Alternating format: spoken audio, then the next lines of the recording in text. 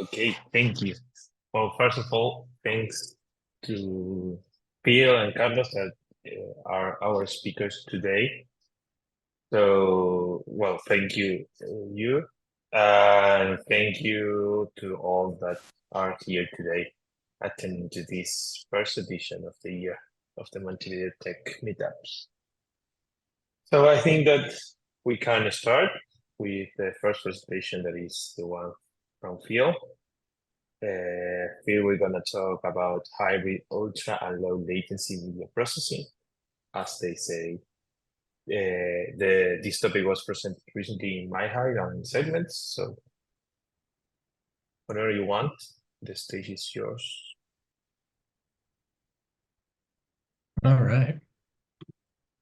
So just to introduce myself, Phil Moss. I'm over at Dolby. So my primary role is to lead a team. We do live streaming solutions. So we've recently started working very closely with another part of Dolby, which is the Millicast crew, and they've developed an amazing real-time streaming solution using WebRTC.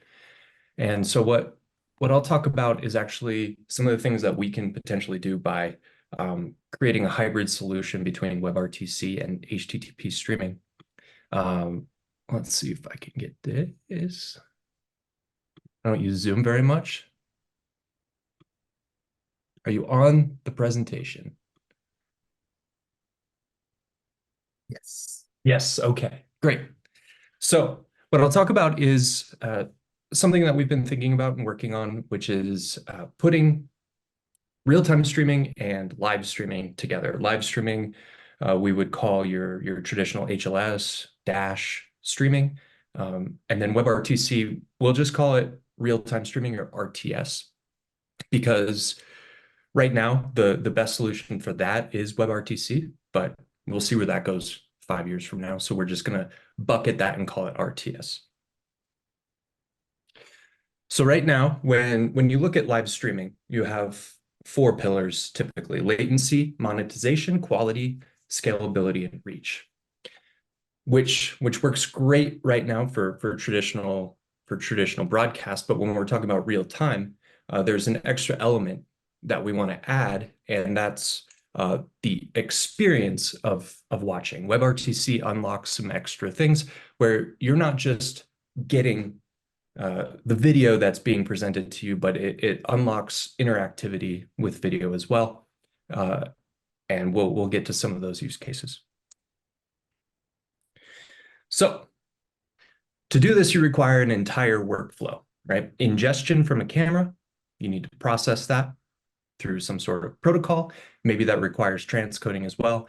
And then you have to deliver that through WebRTC, real-time streaming, and then you have to deliver it again through HTTP. Now, how do you do this efficiently and in a way that scales, right? That's the tricky part. That's the thing we're trying to figure out. And I think the thing that the industry as a whole is trying to figure out for getting as low latency as possible. So some of the use cases, right? We were talking about the experience. With real-time streaming, you don't get much resiliency right now with WebRTC. You are in a traditional publisher subscriber. You get the media frames over the wire, and you get those in real time, and that's what you get. So when we add in an HTTP stream, we add things like resiliency, failover, rewind, replay, a live to VOD transition. When the event is over, now you have a VOD, right? Not possible with WebRTC, but very possible and used all the time in HTTP streaming. It also provides, if you were to give this to a customer, a tiered experience between RTS and live. Maybe you have a top tier of users who want to be involved in like sports betting. Real-time streaming opens up real-time betting rather than before a match starts, you bet on the match, or before a half or a quarter, you might place a bet. But with real time, you don't deal with the Twitter spoilers, right? Where people at the venue are sending out tweets about some great play that just happened, and then you see it 40 seconds later, which is what you're typically going to see in normal broadcast.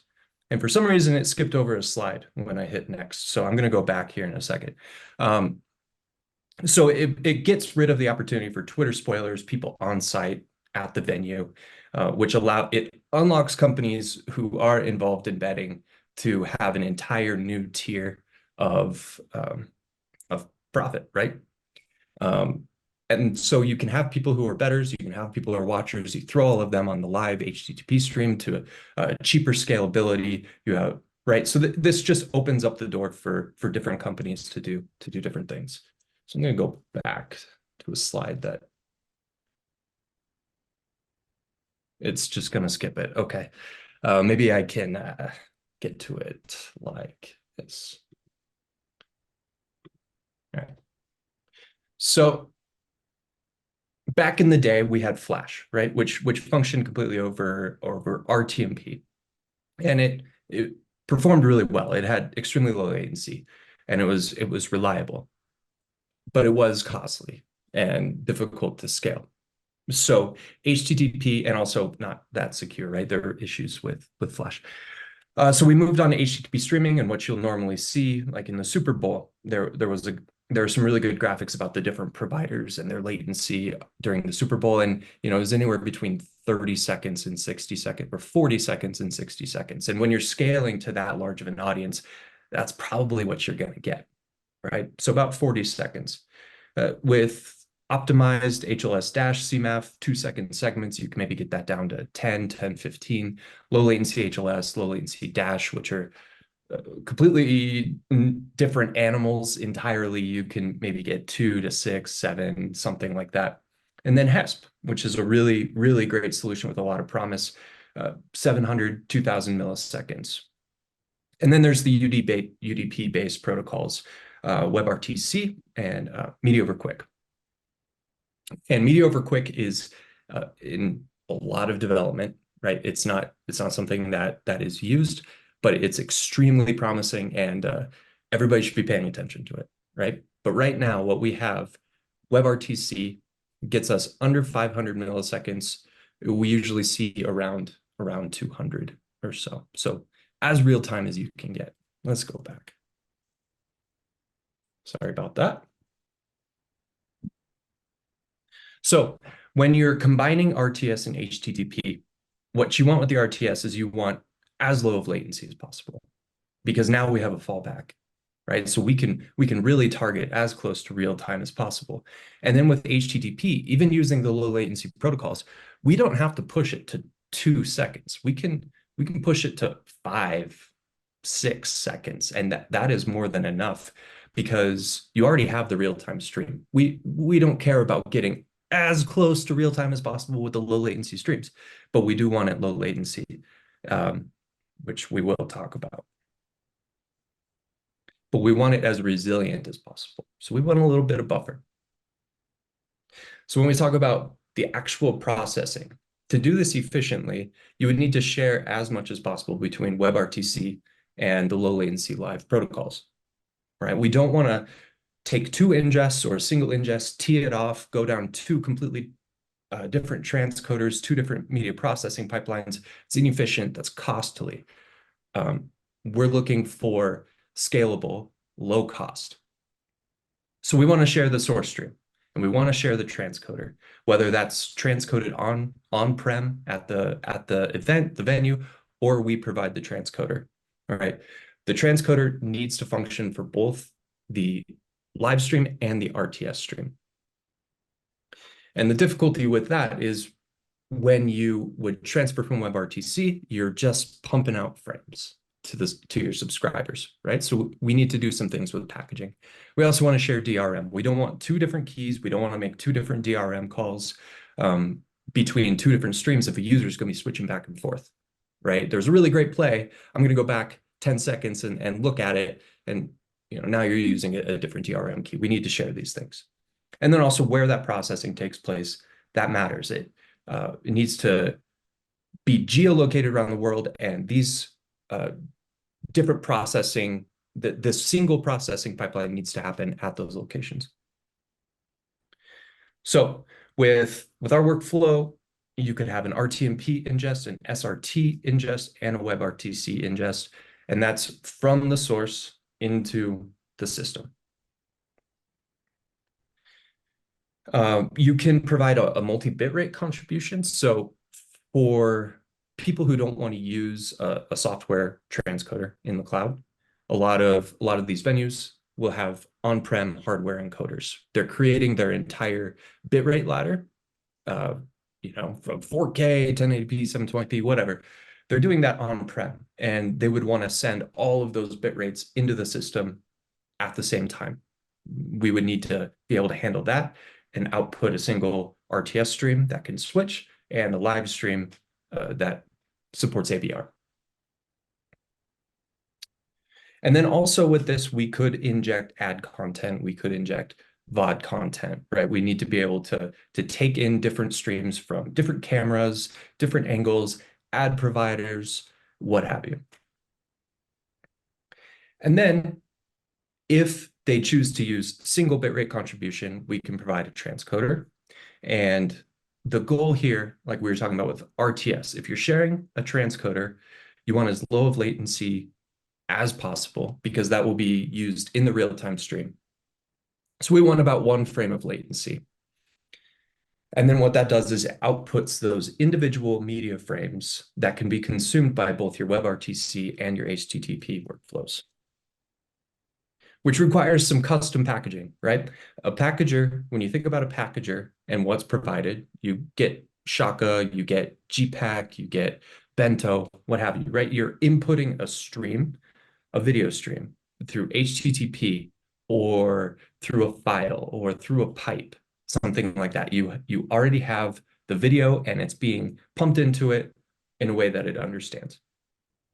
We're not doing that, right? We have media frames that are going to be used for WebRTC, so we require some custom packaging. I'm giving GPAC a shout out here. Motion Spell has worked with us, and we've been able to create our own source ingest into a GPAC packager that we've been using, and it's worked incredibly well. And so with the packager, we want to be able to balance stability with the low latency protocols. So we want to use low latency dash. We want to use low latency HLS because we want to target it in that 5-second region, 5, 6, 7 seconds. Because when a user rewinds, they're not grabbing the scrubber bar and moving it a millimeter. They're hitting the back 10 button or the back 15 button. So we want to make sure that whenever somebody uses one of those buttons or scrubs backwards, it's going to be more than 5 seconds, but we have to make sure that we're always live at that point where they're rewinding to. And we also need to account for things like DRM and ad insertion. Anytime you're making a streaming service for any of the big players, any of the companies that are streaming sports, has to be protected. They make money on ads. These are things that need to be considered, which is a difficult problem in RTS. So just a little bit more detailed diagram here of this is a Dolby I/O or Dolby I/O millicast graphic that we have, and it just demonstrates the entire workflow of doing this. So you have your capture, your camera devices, your on-prem devices, WebRTC, SRT, or RTMP is a contribution into our publisher gateway. So this publisher subscriber gateway is what we would call a WebRTC CDN. And from there, you would have a video player that subscribes to one of those subscriber gateways. And that's how you would get the RTS video.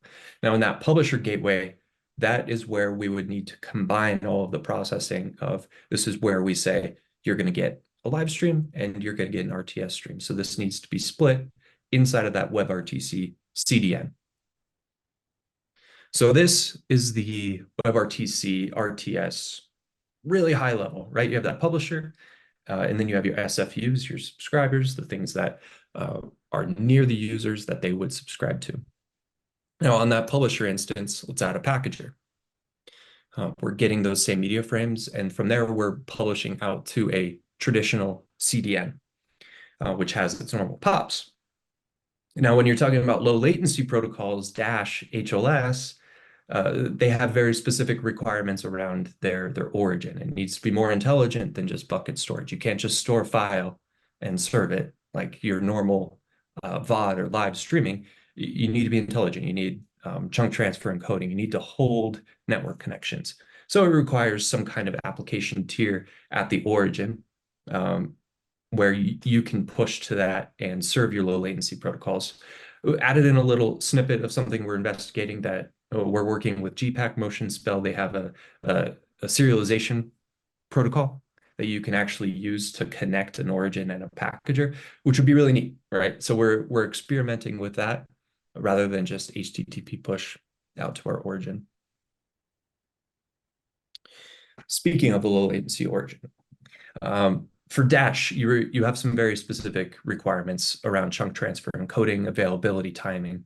And with chunk transfer encoding, you need an origin that understands I can start serving a file before it's completely uploaded to me, right? I have a couple bytes, I can start serving that with chunk transfer encoding. So as it's coming in, I'm sending it out. And that's how you accomplish the really low latency with low latency Dash, as well as being very specific about your timing in your manifest, saying this is when something is going to be available.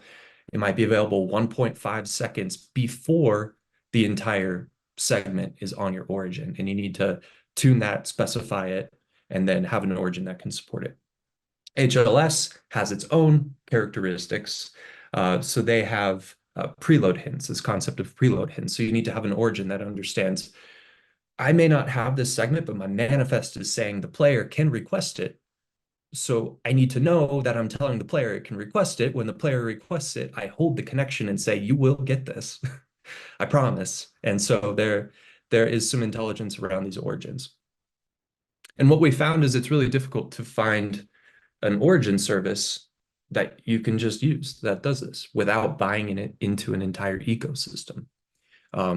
Right? If you want a low latency origin, maybe you also have to use their transcoding service, their packager, right?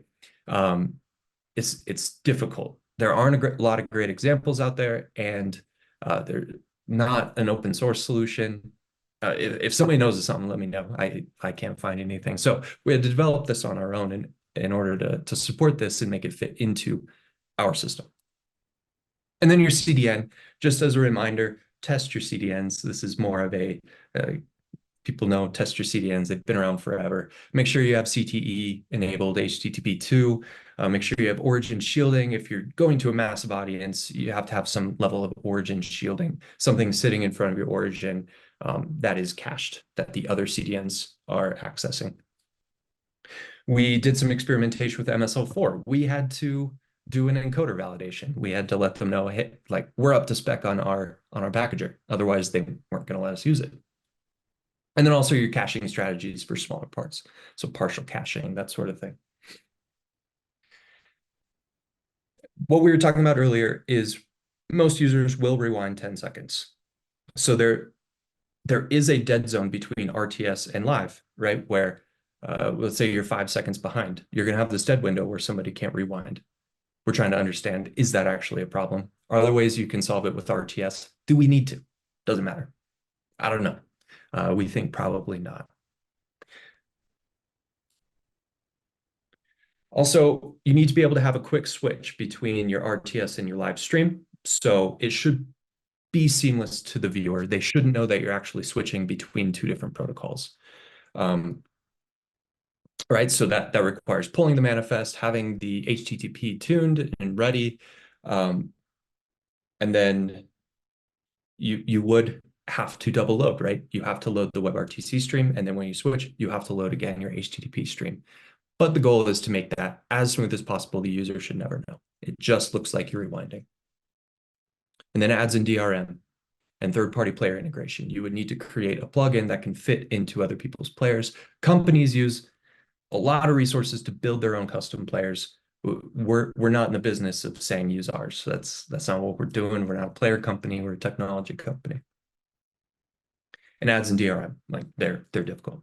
It doesn't matter what you're doing.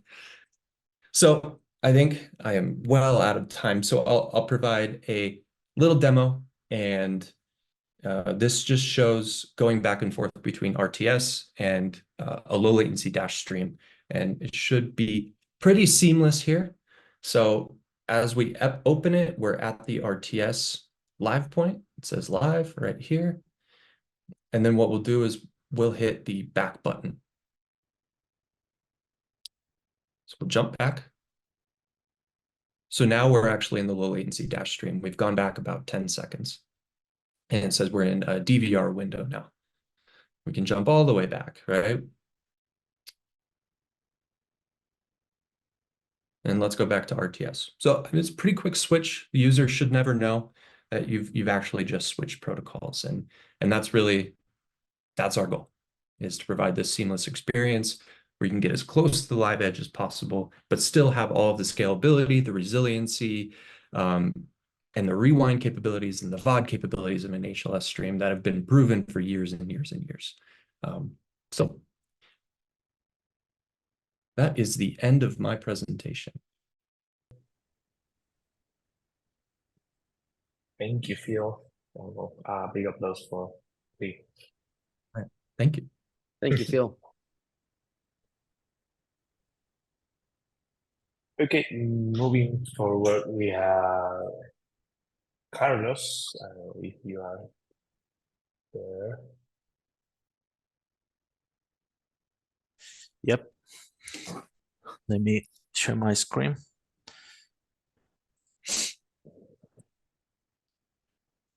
Carlos will talk about watermarking solution with cloud functions with key value store. All right. Can you see my screen? Yeah. We cannot see you. Just in case. Let me see. Let's see. Yeah, here. I guess you can see me now. Yep.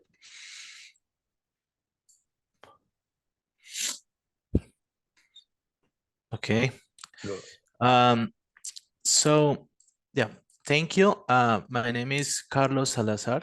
I'm solution architect here at the AWS, working on two main areas: media, all related with elemental media services, and also with CloudFront, that is our CDN for content distribution. And in CloudFront also with security. So all this intersection. Today I bring this topic that is related with in some part of security. I face many challenges in my daily basis as a solution architect, talking about security with customers.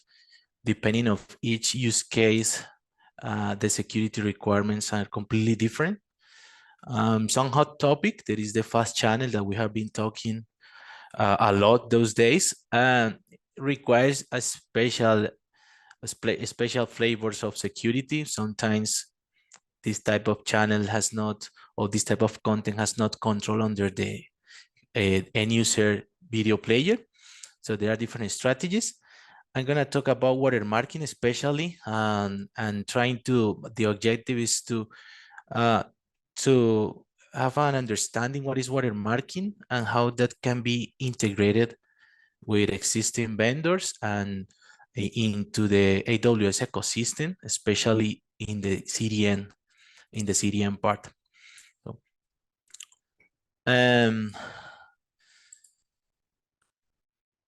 So when we talk about security for content, we can think on different approaches. The most common that we always see is DRM. But I also want to talk about sign URL before AB watermarking. And those are there are more strategies, but these are the most common in daily basis. The first, could you see the diagram now? This diagram in the Yes. at the right. Yep. Okay. Yes. So just to put in context, sign URL, that is something widely used. It's the idea of when protecting the access. Itself, sign URL is not protecting content, it's protecting the access. So with sign URL, the idea is to protect access to our more valuable location, that is our origin. So in this diagram, for example, here we have an origin that where the content of the VOD or live content is located. We want to protect the access to this origin. So we only want to get valid requests to this origin. Sign URL, it's a way the client requests a token from a backend service. This token is integrated or attached to each request. That's depend of what is want to be protected. For example, we are protecting the segments on a HLS session that would be attached to the TS segments, or we want to protect everything, including the manifest, it will be attached to everything. So with this token, this client requests to the CDN this specific object. The CDN validates the veracity of the token. If the token is valid, it's open the body of the token that is basically a policy. So this is an example of a policy. For example, here we are saying that this user is valid to access all the resources behind cloudfront.net/. So everything that is here. We can protect manifests, we can protect objects, depending on what is our resource. And we can also define conditions. For example, this timestamp represents, I remember probably yesterday, at a time yesterday, but we can define how long until when this token or this signed URL is valid. We can also include some rules like IPs, for example. So CloudFront or the CDN will check the veracity of the token, will evaluate the policy once the content is decrypted, and basically will follow a simple rule. If the policy allows the user to get content from the origin, they will of course retry the origin if the content is not in cache, like here, and responds with the proper information. If the token is not valid, or the conditions of the policy are not valid, they will just respond 403 or something. So in that way, we are protecting the access to the content, and we are protecting the origin for attacks. So usually, for example, in the case of fast channels, the content is not encrypted, and the content is located in different websites.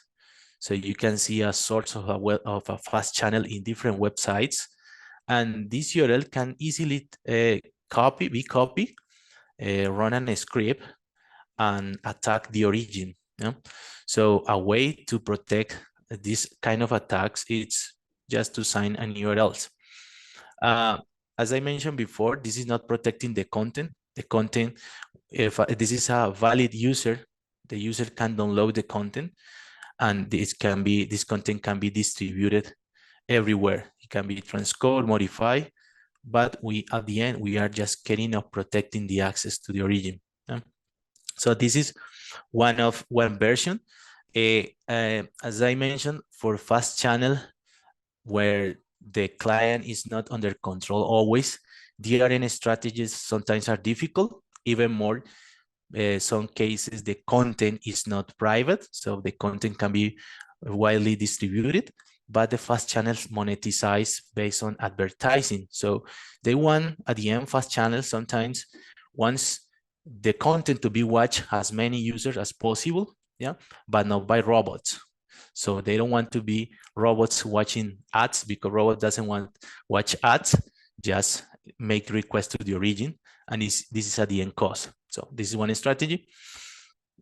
There are more sophisticated strategies that is the well-known DRM. I will not go into detail here, but at the end, DRM is the objective of DRM that can be, of course, integrated with sign URLs.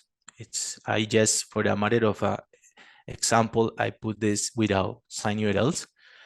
But DRM is focused on protecting the content. The content that is downloaded, it's completely encrypted. So in this diagram, the client needs to request the key of the credentials to decrypt the content. And once it has credentials, it can request the content via the CDN, the origin, in this case, media package, doing just-in-time packaging and important just-in-time encryption. So media package as origin, in this case, will retrieve a key from the DRM system and will encrypt the content in real time.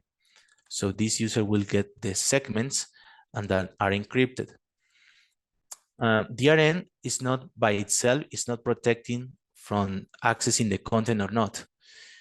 Even if this user is not valid, he can call the CDN and even can get segments.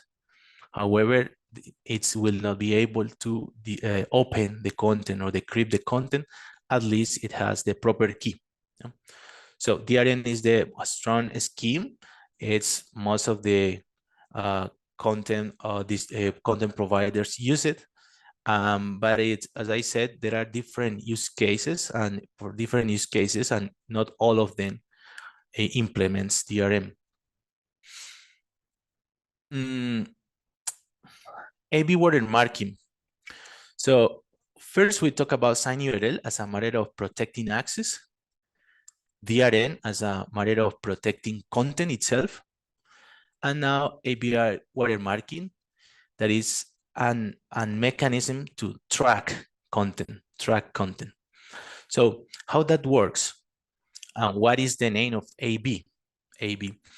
So we have two users here watching the same content.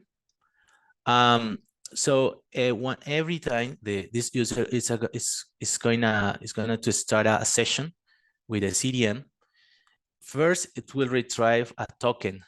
We call here WM token or watermarking token. This token is not just for authentication, has something special in there. And this user will request content to the CDN. At the same time, or before, let's say before, in the right side, we have the transcoding system, VOD transcoding system. So the specialty here is that this transcoding system are creating two versions of the same content. Let's say we are producing a movie one, and the movie one has two versions or two variants, variant A and variant B. As a matter of example, we represent that this movie has just 4 segments, 1, 2, 3, 4, 1, 2, 3, 4, but at the end, it's exactly the same content, the same movie. The thing is that in the process of transcoding, and usually in the middle here, in this portion, there are watermarking vendors that takes the segment, the transport stream segments or MP4 boxes, and introduce some fingerprint inside the content that could be as headers at different levels of the content at the H.264 or H.265 level, like null units, or could be CI messages, or can be at the transport level, or even some more complex algorithms that get a fingerprint inside the coefficients or the transform coefficients of the video codec. The way the fingerprints are introduced are proprietary of each vendor, and the idea is that they only know how to extract them. However, in addition to the fingerprint, each of those segments should have an information, exposed information in a headers or a side file that indicates that is part of the variant A or the variant B. Once the content is here in the bucket, let's say we are talking about S3, where the content is here, a media package of the origin and just-in-time encryption service will take the variant A or variant B to send back, send down to the CDN. How this user, for example, knows, or how the system determines that this user is gonna request the first segment here, number 1, from variant A, second and third segment from variant B, and fourth segment from variant A. This is related with the token. This token includes is encrypted token, usually as the standard dash propose. This is a JWST, JSON Web Token encrypted. And this token includes an information of which variants are for each user. So once it's make the request to the CDN has to determine that, for example, this segment number 1 is in fact a request to the variant A. Segment 2 is in fact a request to the variant B, and so on. From the perspective of the end user, they don't care. They just are retrying content and watching a content, nothing else. But from the perspective of the system, he is receiving a sequence of segments that will make sense later. Why this makes sense? Because let's think that this user get the content and upload to a web server and distribute the content in an illegal way. Later, you see this content published in a public website. You download this content or you watch this content real time, and with the tools of the watermarking vendors, you can determine and extract back the sequence or the JW token that corresponds to this user. So at the end, you can determine who and which user, and specifically in what time, the content was stolen from the system and distributed.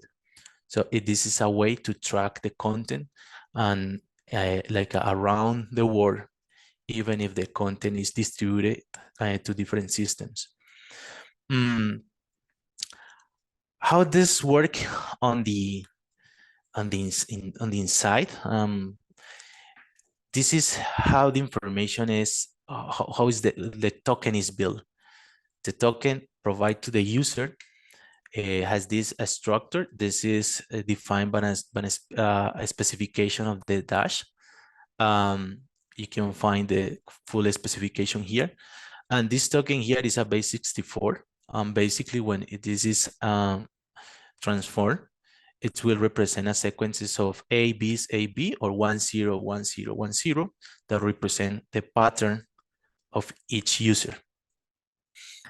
The key challenge here is that once the token arrives to the CDNs need to determine, according to the token at the end is a sequence, which of the segments, let's say A or B, needs to be retrieved from the origin. That wasn't possible before at the edge in AWS. Now we have something that it's CloudFront function. This is something that has been in place for a long time, but now we have a new feature that is key value store. It's basically a database, key values, that can live in the memory in all the edge nodes of the CDN. So let's say you have your network and you have customers from Europe, US.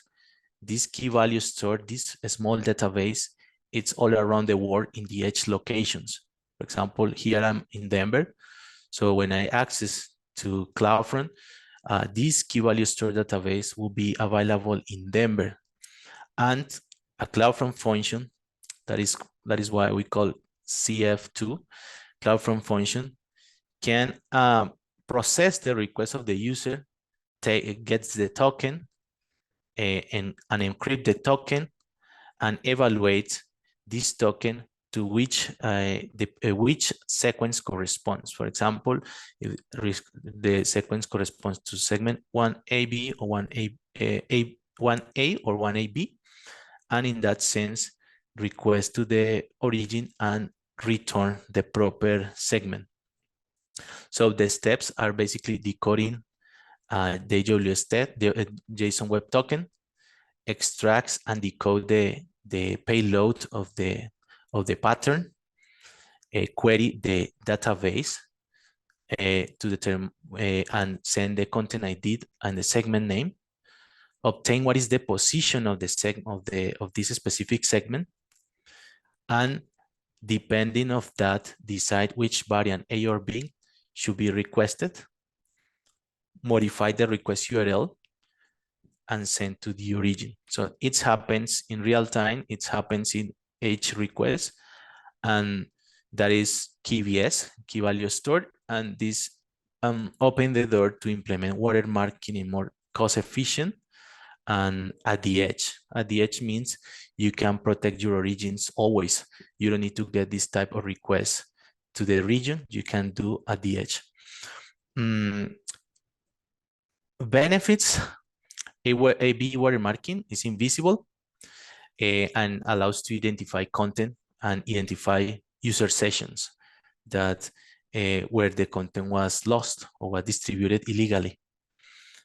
A/B watermarking vendors, there are several in the market: Nagra, Cinemedia, Irdeto, CastLab. All of them work with also with AWS and can easily integrate this solution and make cost effective. KVS even looks simple. It's a key value store. It's a small database, but the fact that it lives in the edge allows to open a lot of new applications, especially for security, where you can control more or you can implement more sophisticated logics at the edge and protect origins, especially for media services. Watermarking is fully compatible with DRM and sign URL, so all of the solution can be implemented in once. Yeah, that is the end of this presentation. Thank you, Carlos. So, starting with the question, so all the stuff related to generating the fingerprint and watermarker is in charge of the other tools that you mentioned, right? So the third-party integration that is. Yep. Okay. You mentioned that this kind of use case are popular with the fast channels. In that case, how is like defined the pattern, because you will have maybe different contents one to the other. Yeah, for the fast channel, I see very few providers doing DRM. Yeah, mostly they distribute content without any kind of encryption. The only thing they use are sign URLs. So sign URLs is it's a good strategy for them. Watermarking, it's fine, but usually they don't want, they are not expecting to track the content. Yeah?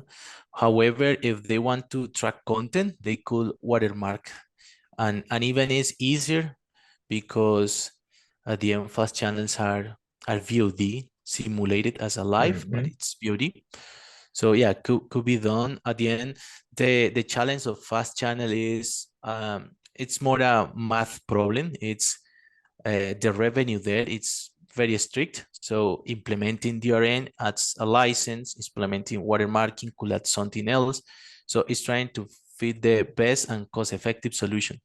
This solution of watermarking using the edge is cheaper than previous versions, where every request to the from the user will trigger a server in the background. So every time you get a request, you have to run this in a for example in a Lambda or something, or an API gateway, process it. Now it's just a small piece of code that runs in the edge, and in terms of pricing is quite better. So. Cool. So the most advantages of using the cloud function are related to the cost, right? And I think also the latency to access the content itself. Yeah, performance. There are three.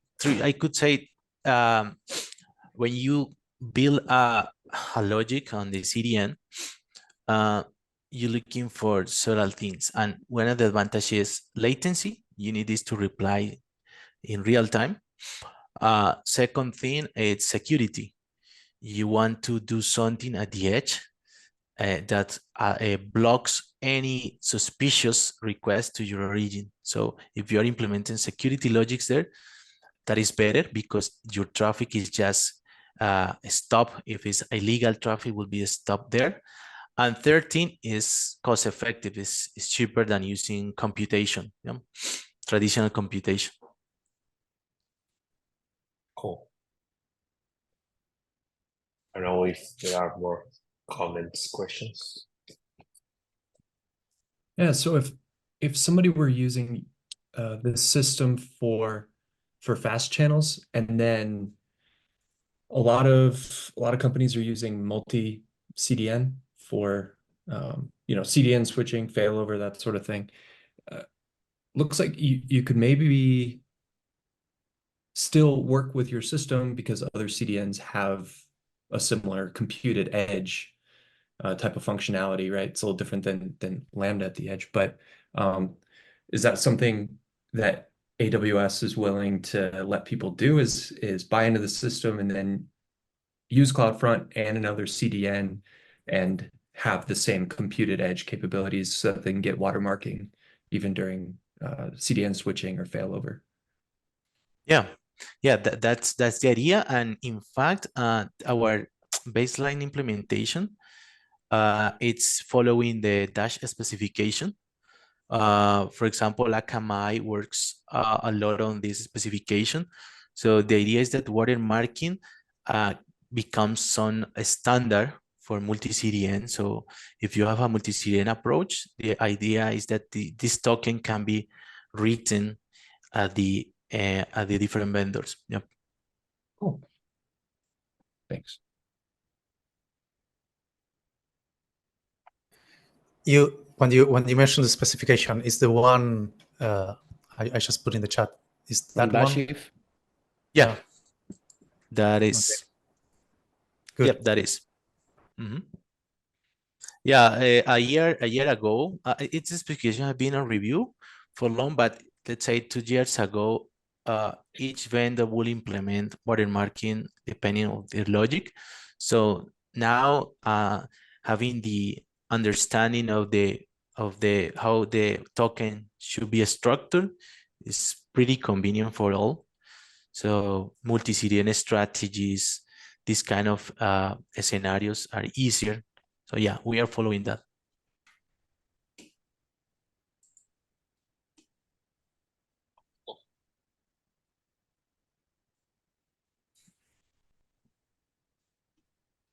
Okay. I think that was the last one. So thank you, Carlos, again.